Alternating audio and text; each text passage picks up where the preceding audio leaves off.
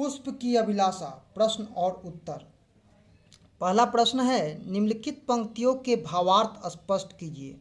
चाह नहीं सम्राटों के सौ पर हे हरि डाला जाऊं, चाह नहीं देवों के सिर पर चढ़ूं, भाग पर इतलाऊं।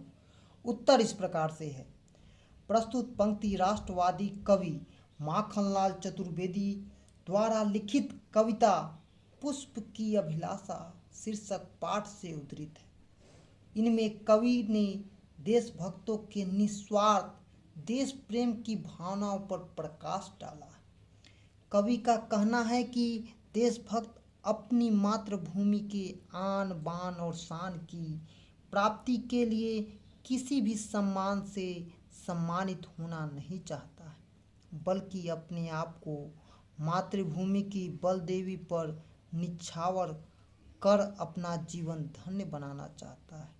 तात्पर्य यह है कि जिस प्रकार पुष्प सम्राटों के सौ पर या देवताओं के ऊपर चढ़ाए जाने की अभिलाषा नहीं है रखता है, उसी प्रकार देशभक्त किसी पद या प्रतिष्ठा का अभिलाषी नहीं है। उसकी प्रबल इच्छा तो मातृभूमि की स्वतंत्रता के लिए सारे सुखों को त्याग कर स्वतंत्रता संग्राम का अलख जगाना है। दूसरा प्रश्न है, प्रस्तुत पाठ में मैं शब्द का प्रयोग किसके लिए किया गया है? उत्तर है, प्रस्तुत पंक्ति राष्ट्रवादी कवि माखनलाल चतुर्वेदी द्वारा लिखित कविता पुष्प की अभिलाषा शीर्षक पाठ से उद्धृत है। मैं शब्द का प्रयोग देशभक्तों कवि के लिए किया गया है। जो देश के भक्त हैं उनके लिए ये किया गया है। तीसरा प्रश्न है, हे बनमाली मुझे तोड़ कर उस रास्ते पर फेंक देना जिस रास्ते से होकर अपनी मातृभूमि पर शीश चढ़ाने वाले वीर जाते हैं। उपयुक्त भाव पाठ की जिन पंक्तियों द्वारा अभिव्यक्त होता है उन पंक्तियों को लिखना है।